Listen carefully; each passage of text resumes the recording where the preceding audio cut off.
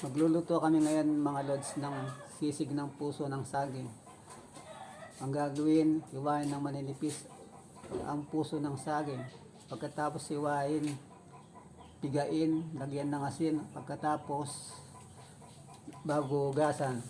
Hugasan ang puso ng saging bago tayo maggisa mga lods. Magigisa na tayo mga lods. Magigisa na po kami mga lods. Una pong lalagay namin ang bawang. Kami po mga Kapampangan, ang inuuna po namin ay bawang. Sinosta po namin muna ng konti ang bawang bago po namin ilagay ang sibuyas.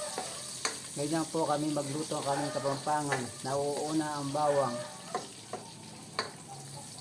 Kasi po ang bawang, pag sariwa po ang bawang, hindi po masarap ang ating niluluto. Ilalagay na po natin ang ating sibuyas.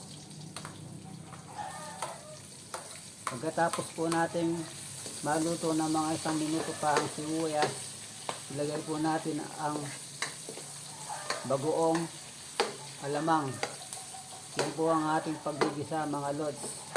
Ganyan lang po kasimple ang pagluluto namin ng sisig ng puso ng saging. Sa mga walang masyadong budget mga lods, tipid-tipid lang muna tayo mga lods dahil mahirap ang buhay. After na 10 minutes po natin pagpapakulo pa sa ating puso ng saging, ilalagay na po natin ang ating sahog, ang sahog chicharon. Wala po tayong masyadong budget ngayon mga lods, kaya chicharon lang po ang nilagay namin. Ilalagay na rin po din namin ang suka, 3 sandok na suka. Ganyan po ang pagluluto ng sisig puso style Kapampangan. Yan po, malapit na pong maluto. Mga 10 minutes pa po, luto na ang ating sisig ng puso mga lods, mga kapatid.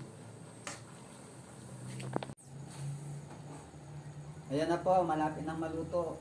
Luto na ang ating sisig puso ng saging. Masarap na sisig puso ng saging. Tipid-tipid lang po tayo mga lods. Pag-like and share na lang po mga lods. Maraming salamat po.